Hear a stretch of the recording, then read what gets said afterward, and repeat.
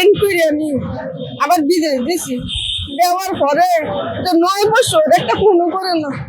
বলে মা আছে ওই না মরে হয়ে গেছে না, টেহা দেব লাগবে লিখে ঋণও না, আমি দেব লাগে।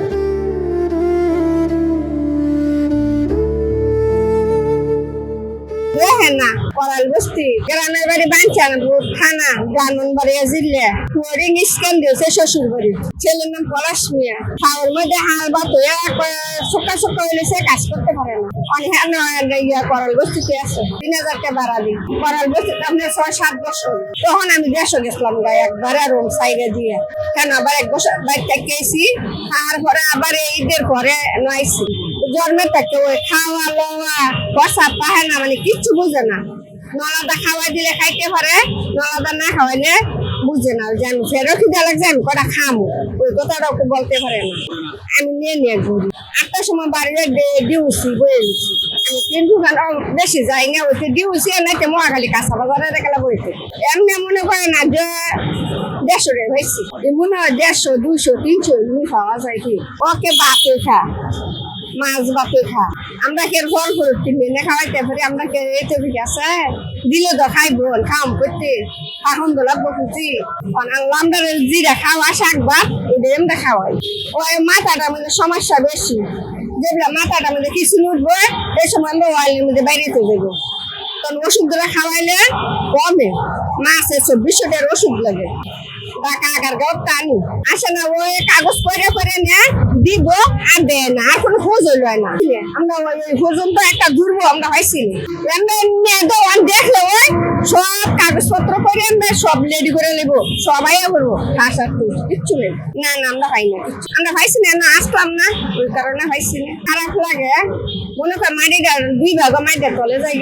আমার ছেলে 2 জন, একটা হচ্ছে বালা আর এই হচ্ছে প্রতিবন্ধী আর একটা মাইয়া। মনে করেন বালাটা একবার আমি বিদেশ দিছি লেনদেন করে দিয়ে আসাই রে পুঁজিটা তুলে আসে, এরপরে একবার ইয়ে করছে, এরপরে আবার 9 লাখ টাকা ঋণ করে আমি আবার বিদেশ দিছি। দেওয়ার পরে 9 বছর একটা ফোনও করে না। বলে মা আছে ওই না মরে হয়ে গেছে না, টেহা দেব লাগবে লিখে ঋণও না, আমি দেব লাগে।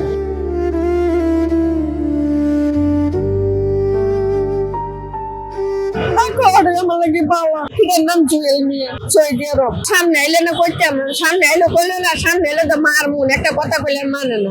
9 বছর ধরে বিদেশ 2 বারে ভাড়া নেয়, আমার 9 লাখ টাকা গেছে। 9 লাখ টাকা মাইছে লাভে করতো না, আসলে কিস্তি আমি আনছি।